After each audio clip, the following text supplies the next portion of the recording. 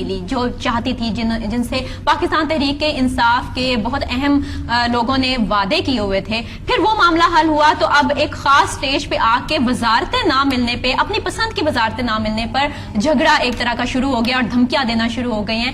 آخر یہ آپ کے اپنے ہی اراکین ایک دم سے مخالفت میں کیوں اتر آتے ہیں؟ بسم اللہ الرحمن الرحیم. بہت شکریہ جی.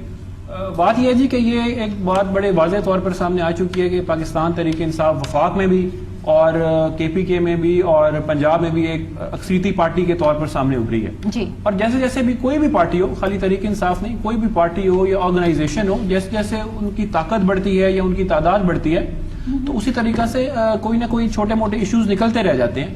یہ ایک انفرادی طور پر ہمارے کسی ممبر صاحب کی کوئی خواہش تو ہو سکتی ہے، لیکن اس میں کوئی تھریٹ والی بات یا دھمکی والی بات انہوں نے نہیں کی. ہاں، ان کی اپنی خواہش ہو سکتی ہے ایک ذاتی طور پر.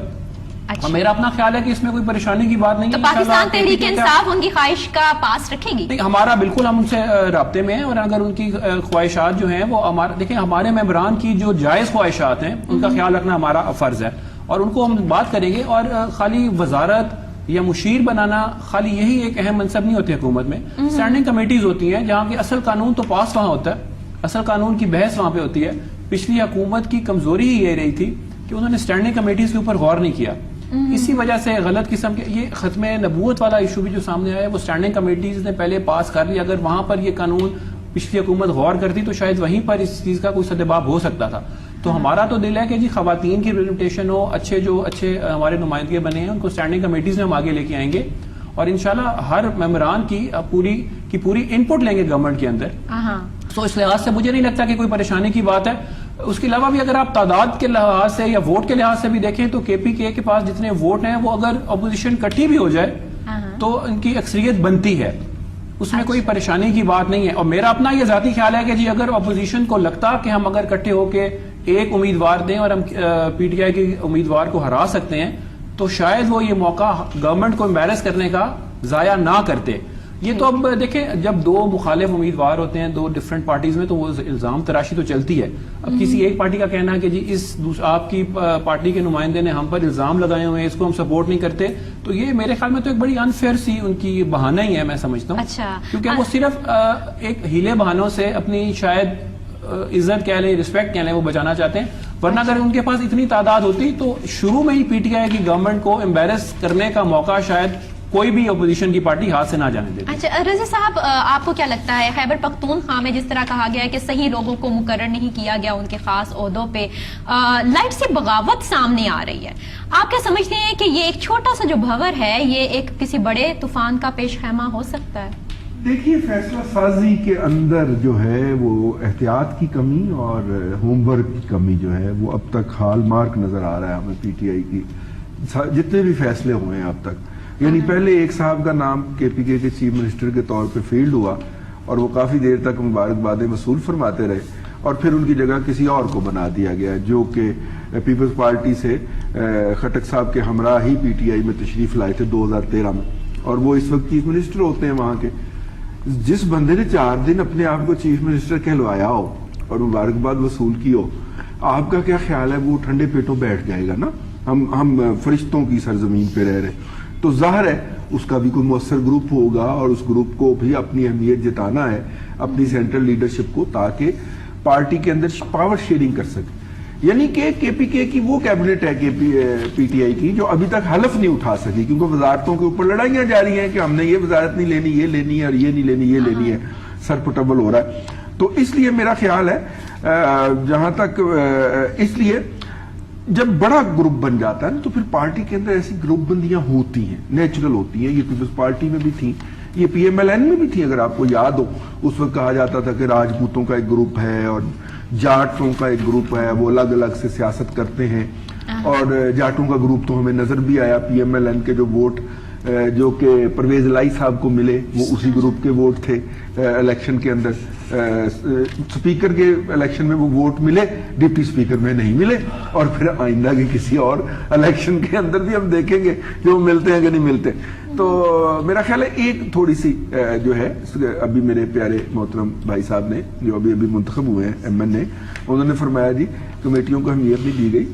شفقت محمود صاحب بھی ان کی پارٹی کے جو تھے وہ اس کمیٹی کے ممبر تھے اور فائنل ڈرافٹ انہوں نے اور انوشہ رحمان صاحبہ نے مل کے کیا تھا. تو اس لیے یہ اس ذمہ داری سے اپنے آپ کو یہ کہہ کے اس طرح کے پروگراموں میں ماورا نہیں کر سکتے کہ وہ جو بھی ترمیم تھی وہ پی ایم ایل این نے کی تھی, پی ٹی آئی اس کے اندر برابر کی شریک تھی, اور انہیں یہ ذمہ داری قبول کرنی چاہیے. اچھا یہ ایک منٹ کا میں جواب جی امیر صاحب, کہ یہ معاملہ الیکشن کے دوران ہی ہائی کورٹ میں گیا تھا کہ جی کیا شفقت محمود صاحب اس میں انوالو تھے کہ نہیں تھے, اور یہ بڑا ہائی لائٹ ہو گیا تھا اور کورٹ میں گیا تھا, اور کورٹ کی ایک باقاعدہ ہائی کورٹ کی ججمنٹ موجود ہے جس میں یہ کہا گیا تھا کہ اس پوری لا ڈرافٹنگ کے درمیان شفقت محمود صاحب کی انوالومنٹ نہیں تھی. ہم اسٹینڈنگ کمیٹیوں کی بات کر رہے ہیں. جی میں بھی اسی کی اسٹینڈنگ کمیٹی کے ممبر تھے, لیکن چیک کر لیجیے گا ہائی کورٹ پہ کر دینا. اسٹینڈنگ کمیٹی کے ممبر تھے سر, ممبر تھے, لیکن ان دنوں میں وہ کسی وجہ سے لیو پہ تھے, وہ اندر نہیں تھے, اور یہ ہائی کورٹ نے ججمنٹ دی ہے کہ واقعی جب یہ لا ڈرافٹ ہوتا رہا ہے تو شفقت محمود صاحب کی بالکل اندر اسٹینڈنگ کمیٹی کے اندر بھی انوالومنٹ نہیں تھی. نہیں, راجہ ظفر اللہ کی رپورٹ ایک مختلف کہانی سناتی ہے امیر سلطان صاحب کی بات سے نا. خیر یہ پرانی بات ہو گئی, جی اب آگے چلنا لیکن چاہیے. آگے ہم چلتے ہیں پروٹوکول کی طرف. سر پراچا صاحب, پروٹوکول کی جہاں تک ہم بات کرتے ہیں, کہا جاتا ہے کہ جس کلچر کو ہم مٹانے آئے ہیں ہم اسی کلچر کے دل دادا ہو گئے ہیں. آپ کو کیا لگتا ہے کچھ ایسی صورتحال ہے ہمارے وزیر اعلیٰ پنجاب کی, کیونکہ وزیر اعلیٰ پنجاب ایک ایسے علاقے سے لے کے آئے ہیں جہاں پہ بہت سے مستحق لوگوں کے دکھ درد کو جو بہتر انداز سے سمجھ سکتے ہیں, لیکن انہی کے ہوتے ہوئے ایک بچی اپنی جان سے ہاتھ دھو بیٹھی صرف اسی وجہ سے کہ ہاسپٹل میں جی ایمرجنسی بند کر دی گئی ہے, اندر داخل نہیں ہونے دیا جا رہا. کیوں اس لیے نہیں, اس لیے کہ جناب وزیر اعلیٰ پنجاب یہاں پہ دورے پہ آئے ہوئے ہیں اور ان کے آتے ہوئے بھی خلل پڑے گا ساری چیزوں کا. یہ کیا ہے ویسے؟ یہ بات یہ ہے کہ جو بھی حاکم آتا ہے خاص طور پر انتخابی مہم کے دوران, وہ تو بالکل یہ سمجھتا ہے کہ بس اب تو غریبوں کا راج ہوگا اور امیروں کو جو ہے وہ گلیوں اور سڑکوں پر گھسیٹا جائے گا, اور انہیں بہت زبردست جو ہے وہ انہیں یعنی اس بات کی بڑی امید دلائی جاتی ہے. اور یہی بات ذوالفقار علی بھٹو صاحب نے کی, حتیٰ کہ یہاں تک کہا کہ ڈپٹی کمشنر کے بھی دروازے کو ٹھوکر مار کر اندر جاؤ, یعنی یہ کہ اس حد تک جو ہے. لیکن پھر راجہ صاحب پھر آپ نے بھی دیکھا کہ کیا ایسا ہوا. جی ایسا ہوا, تبھی تو یہ ہے کہ یعنی ذوالفقار علی بھٹو صاحب نے جو اس ملک میں لال لیسنس کا کلچر دیا تھا وہ آج تک جو ہے وہ قائم ہے. بہرحال میں پی ٹی آئی کی طرف آتا ہوں کہ پی ٹی آئی کا جو اصل المیہ ہے وہ یہ ہے کہ پی ٹی آئی نے قدم قدم پر, چھوٹے ایونٹ پر, بڑے ایونٹ پر, چھوٹے پروٹوکول پر, بڑے پروٹوکول پر ان کی وہ مذمت کی, اور آتے ہی جناب عمران خان نے, ہماری ان کے ساتھ بڑی ہمدردی بھی ہے اور دعا بھی ہے کہ وہ کامیاب ہوں, لیکن آتے ہی انہوں نے جو مائکرو لیول کے چھوٹے چھوٹے معاملات تھے ان کو جو ہے وہ انہوں نے چھیڑا.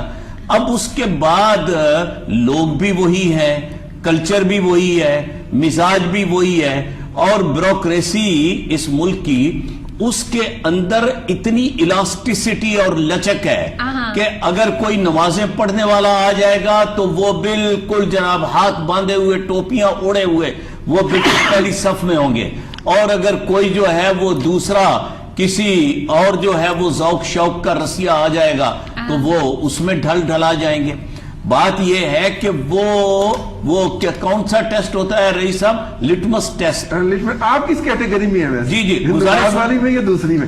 نہیں, ہم تو فقیر ہیں کہ جو ہر حال میں جو ہے وہ خوش رہتے ہیں, اور جو ہے وہ یہ کوئی تیسری کیٹیگری ہے. جی تو وہ جو ہے میں یہ عرض کر رہا تھا کہ وہ اب لٹمس ٹیسٹ سے پی ٹی آئی کو ٹیسٹ کر رہے ہیں. امیر سلطان صاحب یہاں بیٹھے ہوئے ہیں, تو یہ کہ وہ ٹیسٹ کر رہے ہیں اور دیکھ رہے ہیں کہ بھائی بزدار صاحب گئے تھے, یعنی کیا جو ہے وہ کاسمیٹک قسم کی باتیں اور یہ اور وہ اتنی تیزی سے آگے جا رہے ہیں. کوئی کہتا ہے جی میں یہ کر دوں گا, کوئی کہتا ہے میں ہفتے میں 4 دن میٹنگیں کروں گا, کوئی کہتا ہے جی میں چائے دوں گا, کوئی کہتا ہے میں چائے بھی نہیں دوں گا, صرف پانی.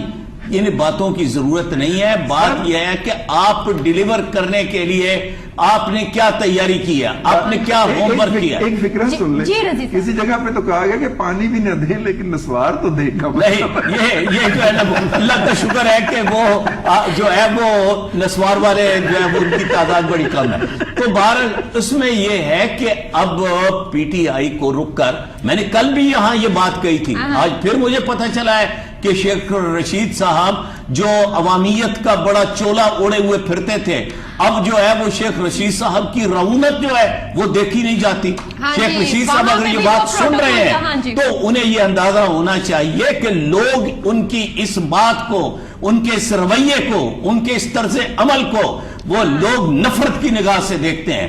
اس کا یہ مطلب نہیں ہے کہ آپ اتنے سال اقتدار سے باہر رہے ہیں تو اب آپ جو ہے وہ, تو پی ٹی آئی کو رک کر سوچنا چاہیے, یا تو وہ یہ واز کرنا, یہ اعلان کرنا اور اس طرح کے دعوے کرنا چھوڑ دے, یا بالکل اپنا کلچر جو ہے وہ تبدیل کریں. جی بالکل کلچر تبدیل کریں. جہاں پہ رؤوف صاحب, لیکن آپ مجھے بتائیں, روز بروز ہر 2 دن کے بعد ایک نیا پروٹوکول کا ایک نیا جھگڑا شروع ہو جاتا ہے, ایک نیا شوشہ آ جاتا ہے سامنے. دیکھیں بات اصل میں یہ ہے, ویسے تو اگر یہ بات شروع کی جائے کہ 1996 میں پارٹی جن نعروں کے ساتھ اقتدار میں آئی تھی, 2018 کے الیکشن میں, اس پہلے 2013 کے الیکشن میں امیدواروں کے لیے وہ معیار کیا تھا کہ نہیں تھا, وہ پرانی بات ہے کہ لوگوں نے انہیں ٹکٹ منتخب کر لیا, جیسے بھی کر لیا, اور ہم اس چکر میں نہیں پڑتے ہیں اپوزیشن کے الزامات میں کہ جی دھاندلی ہوئی, جتائے گئے وغیرہ وغیرہ. لیکن کم از کم یہ ہے پری کہ الیکشن جیت جانے کے بعد تو رویوں میں سنجیدگی آ جانی چاہیے تھی نا, لگتا وہ بھی نہیں ہے یہاں. تو ٹھیک ہے, الیکشن سے پہلے تو تھا کہ پنجاب کی نگران وزارت اعلیٰ کے لیے قائد حزب اختلاف محمود الرشید صاحب نے ناصر کھوسہ کے نام پہ اتفاق کر لیا, اور وہ نوٹیفیکیشن ہونے جا رہا تھا, نہیں وہ ہمیں غلط فہمی ہوگی, ہم کوئی اور کھوسہ سمجھے تھے, یہ کوئی اور کھوسہ نکلایا. اور پرسوں پرلے روز کوئٹہ کے امیر محمد جوگزئی کے ساتھ جو ہوا ہے, پہلے اس کا نام آیا بطور گورنر کے کہ نامزد کر دیا گیا ہے, پی ٹی آئی کا اور سرکار کا نوٹیفیکیشن تھا, پھر معلوم ہوا نہیں, نائب نے کہا جی اب تو اس کے خلاف ریفرنس میں دائر کرنے والے, انویسٹیگیشن ہو چکی ہے. تو پتا چلا نہیں وہ تو تجویز تھی, وہ تو کوئی سیریس کام نہیں تھا. اسی طرح دیکھیں خان صاحب جو ہے انہیں اس بات کو محسوس کرنا چاہیے کہ 2 ملازمین کے ساتھ آپ پرائم منسٹر ہاؤس نہیں چلا سکتے ہیں.